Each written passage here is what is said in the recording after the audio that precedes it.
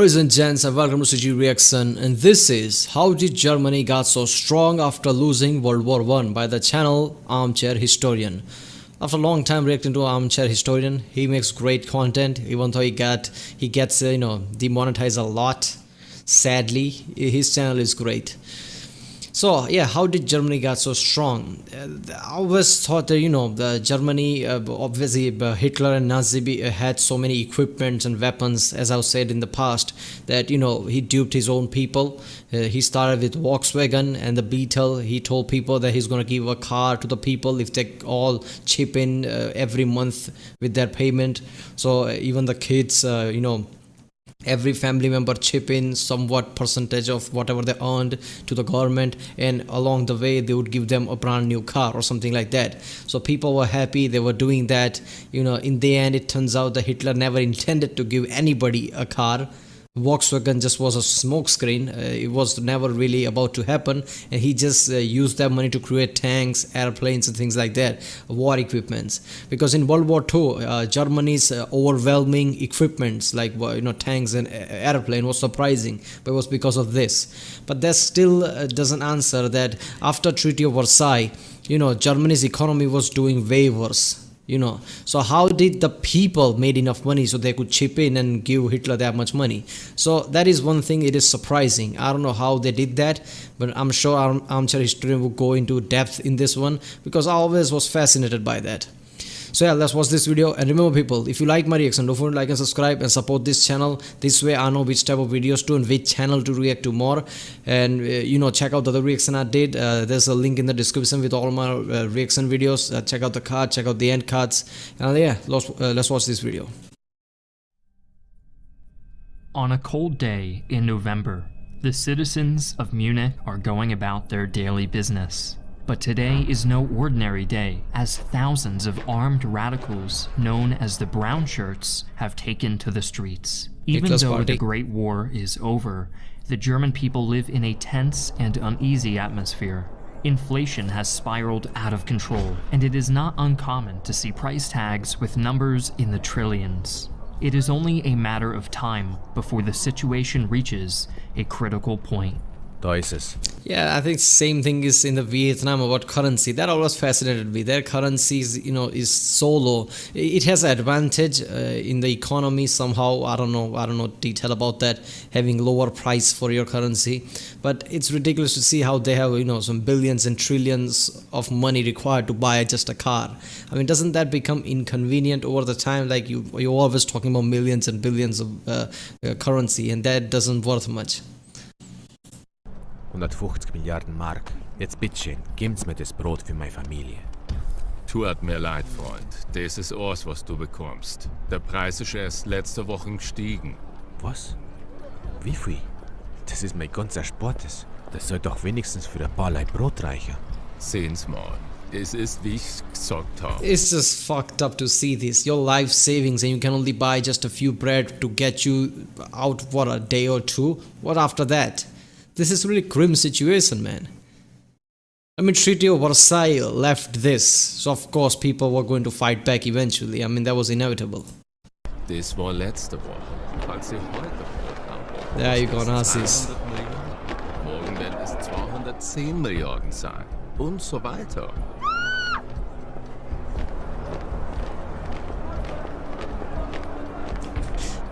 The screaming thing was unnecessary, because at that time I highly doubt people saw Hitler as evil, because people are already pissed off and they see Hitler marching and giving his speeches, and people kind of agreed with him too at the time.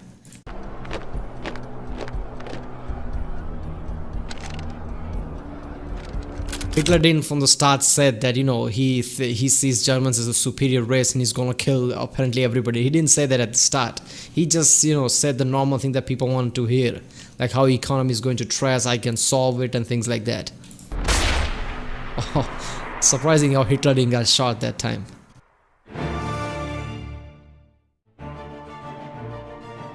I think he put somebody in front of him. Before we delve into this video, I'd like to take a moment to talk about today's sponsor. Call of War is a free online strategy game that allows you to rewrite the history of the Second World War alongside millions of users in a player versus player environment. take control of one of the many countries spanning the globe.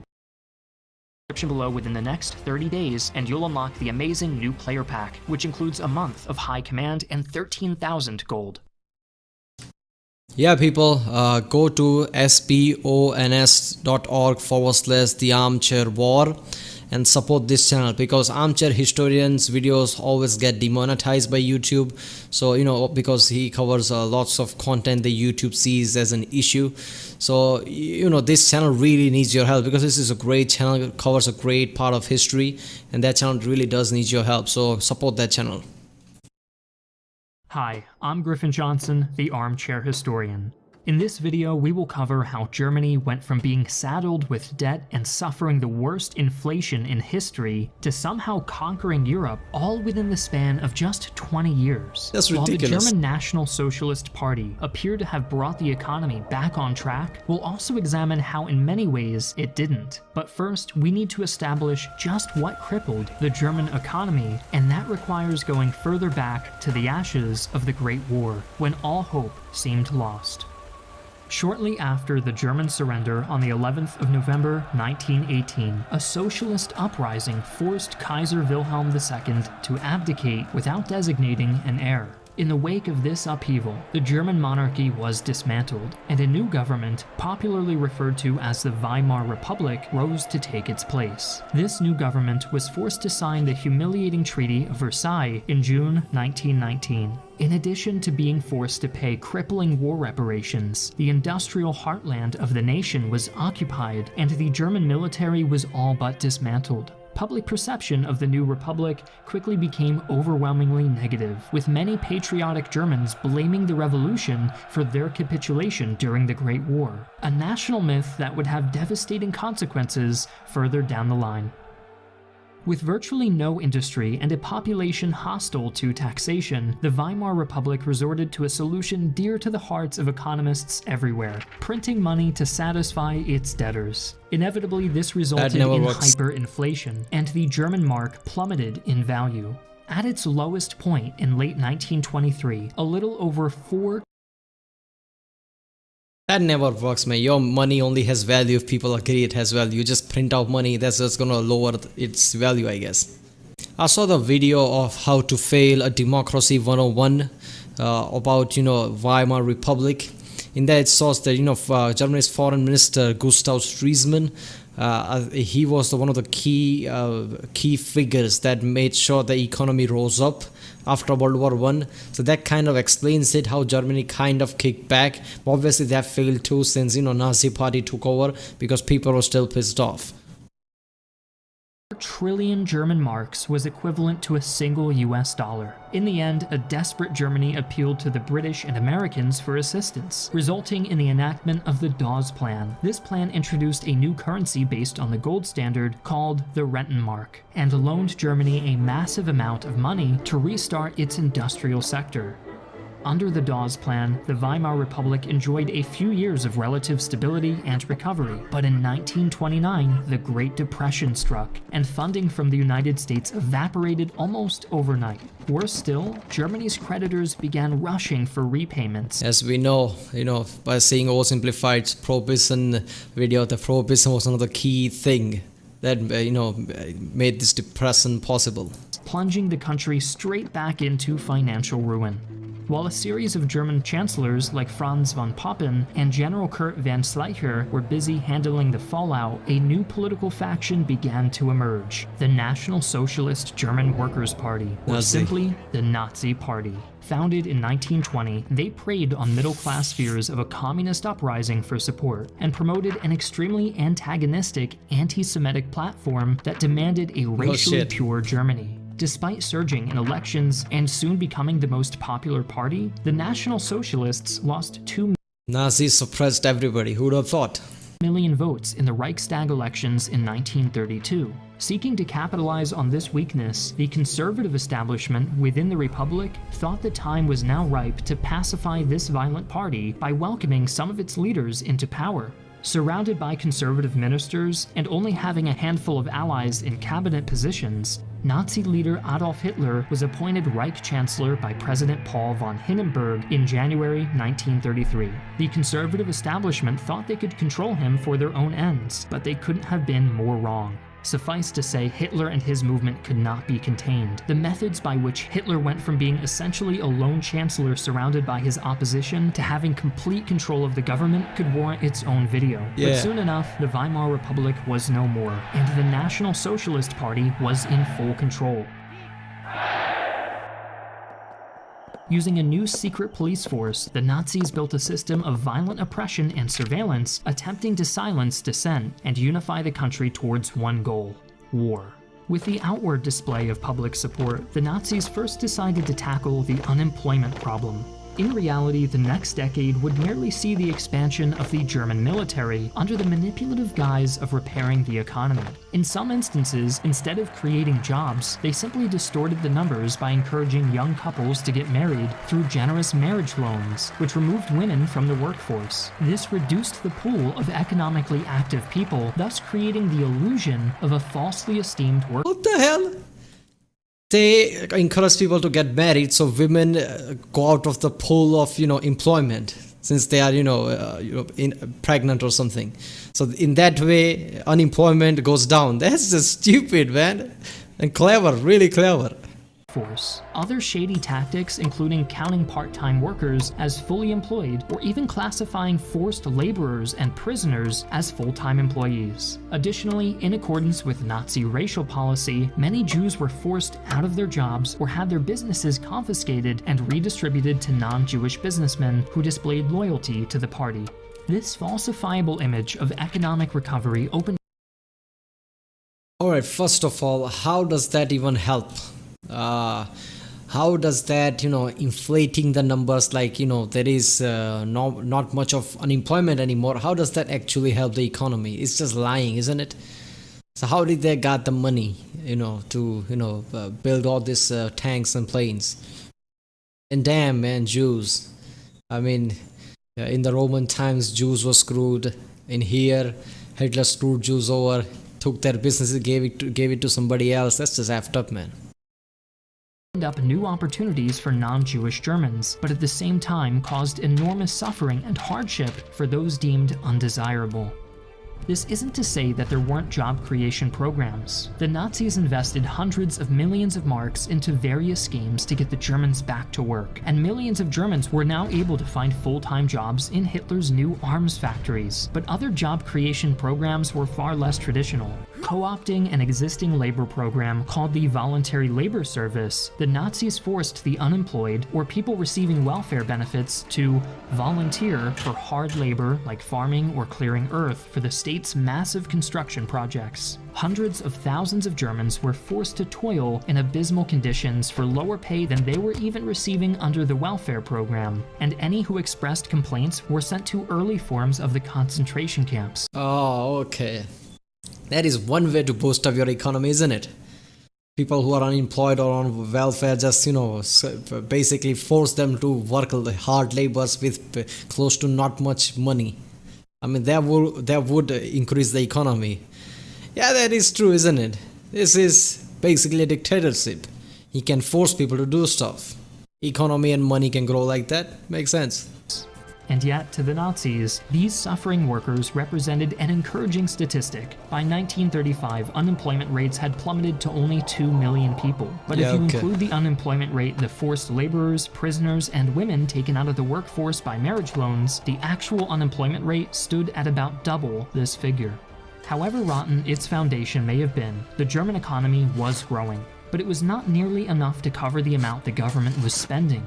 Rather than temper their ambitions, the Nazis engaged in massive deficit spending to finance the programs they had in mind. German economists instituted a complicated new credit system called MIFO bills that allowed them to create and spend enormous amounts of cash while avoiding a new round of hyperinflation. These MIFO bills essentially acted like government bonds and allowed the Nazis to spend money that didn't really exist. This initially proved successful, but gradually collapsed over time. The German government was spending exorbitant amounts of money on rearmament. I mean, yeah, if you just make up money and it doesn't much have credibility behind it, sooner or later it's gonna fall. And public works projects with the mindset that it would all be repaid by the plunder and land seizure of future conquests. They instituted no long-term economic plan and made no attempts to boost foreign trade or look beyond the coming war. As the national debt skyrocketed, the Nazis didn't stop to consider what would happen if they lost the war they had been banking on. Instead, they invested everything they had into ensuring they would win. Every subsidy and every Damn! Hitler was so sure of himself, he went all in. This is ridiculous. Now I'm wondering, how did Germany recover after World War II if they went all in like that with national debt? Because Hitler's like, we're just gonna take the plunder, we are obviously going to win. I can't say that he was that wrong. I mean, he almost did win. I mean, it was ridiculous. Defeating him was really hard. In the end, obviously, everybody was, together, allies, crushed him up. But just certain things have went different way. There is a chance Nazi could have won.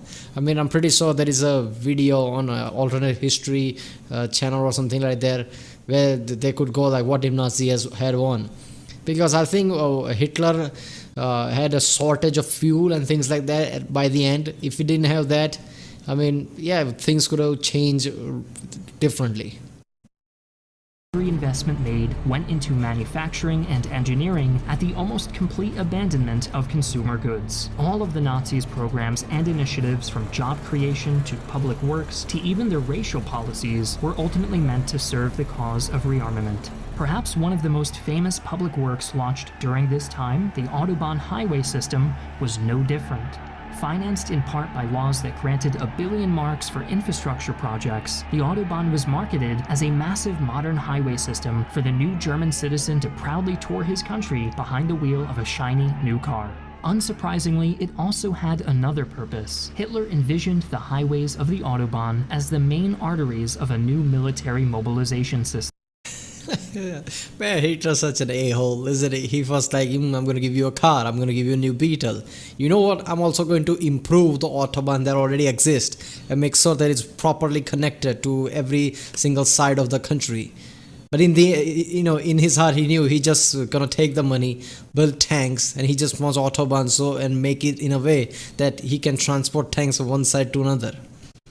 I mean, that's just, he duped his own people in a ridiculous way. I'm going to give you a car and how the hell did he thought that, let's dupe the people this way. Like, I'm going to tell them to buy a car for them and just going to take the money, build tanks and just create Autobahn like that.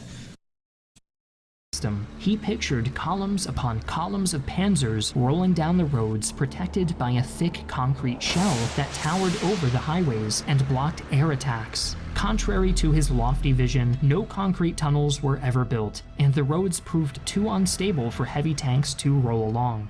Even the system under which the highways were laid out prevented them from having any use in military mobilization, since the roads were too far away from any front line. Despite creating over 100,000 jobs and improving infrastructure, the Autobahn's true success was propagandistic. Hitler personally planned some routes to weave through the most picturesque. Wait a minute, so Autobahn wasn't good at transporting tanks from one side to another? Huh. Because Americans saw that, the president, and he's like, I want some of that, and he created an interstate system. And I know in American interstate system, you can transport tanks, you can even land a plane, because the way they created, those interstate highways that, it's just right length if you can land a military jet or something. I mean, they are that wide. I mean, they created at a certain code that, it must be in a way that you can land a plane. That's why whenever you had, interstate system in America, you can see around side, there is not going to be any, some kind of a structure or anything, pole or something that could, come in the way of landing the plane. Even if there is something like billboard or something, there will be a bit more outside of a highway than close to it. So I guess, what inspired the interstate system was just propaganda. You couldn't transport tank because the road sucked in Autobahn. picturesque views in Germany and insisted on the most modern bridge and road designs to project the image of a unified and idealistic state. But the government encountered a bump in the Autobahn. The average citizen couldn't afford a car, so who was going to use the new highway system in the first place? As a solution, Hitler imagined an affordable and cheaply produced vehicle known as the People's Car, or VolksWagen, that everyday citizens could purchase and drive through the new scenic highways through the beautiful German countryside. A mass advertising campaign and workers' payment program were launched to promote the car, and hundreds of thousands of laborers enthusiastically signed on.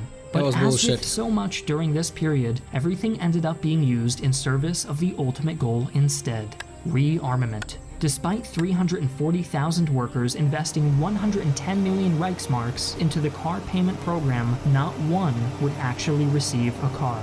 All of the funds collected by the People's Car campaign went straight towards war spending. Car ownership in Germany did noticeably increase during this period, but the Autobahn was not nearly the success portrayed by Nazi propaganda. Even by 1939, railways remained the most common form of transport in the country.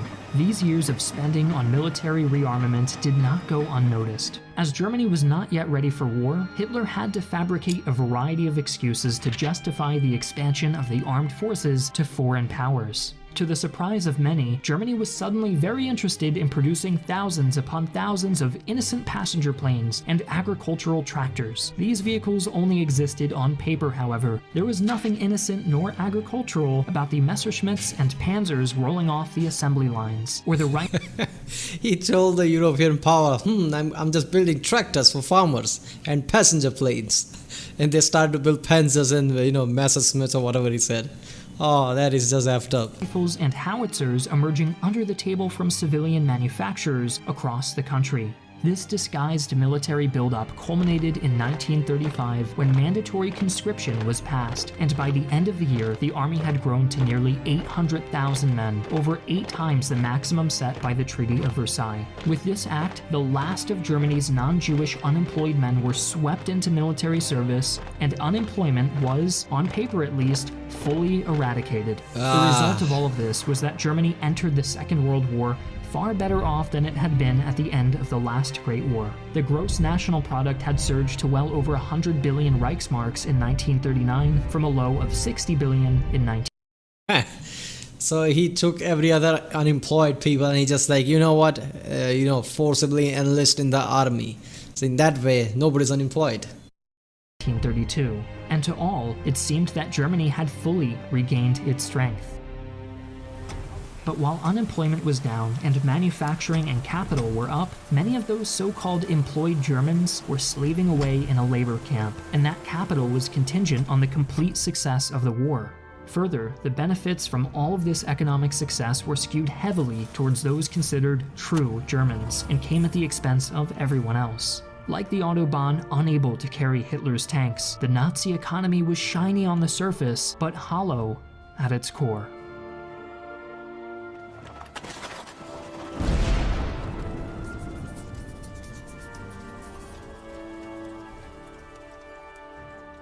What is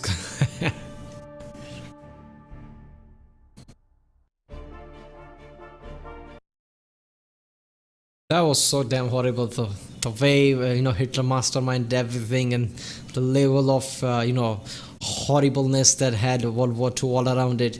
The Blitzkrieg alone, I don't know how to pronounce that, but that thing alone, gives me shivers. Like, you are in the war field, you're expecting an enemy come to you, and you just see refugees running towards you, and among them there are some enemies. I mean, now you have to actively look for Nazis to shoot.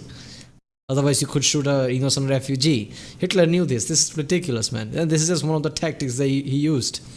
I've seen some of the Dark Five's video, that channel Dark Five, where the Grim music plays and he shows about. And I've seen some of the super weapons that Hitler was, allegedly creating, and some of them has backing too. I remember hearing about some kind of a bell that Nazis dug inside the ground, and when they, it was a literal bell, gigantic bell, and it created a frequency that if they uses that, it causes a massive earthquake that tears apart ground and sinks in the house and things like that. Feels like a James Bond villain type of thing. Can't be real, but I don't know, man. Technically it's possible. So what if Nazi had perfected that? And Nazi was looking into really advanced shit. They didn't got to complete that. Obviously the war ended. But if the war hadn't ended, just a few more years, a year or two, I don't know what Nazi would have come up with, man. That's just ridiculous. World War II was terrifying. Anybody goes into detail of what Nazis were thinking, what Hitler was thinking, and if the war hadn't ended, when it ended, just if it had just gone 1 or 2 more years, what things would have changed. It's just ridiculous. Even if Nazi loses after that, they would have caused lots of issues by then. Alright people, if you like my reaction, don't forget to like and subscribe. Check out the other reaction I did. There's a link in the description. Check out the card, check out the end cards. Support the channel, subscribe, and I'll see you next time.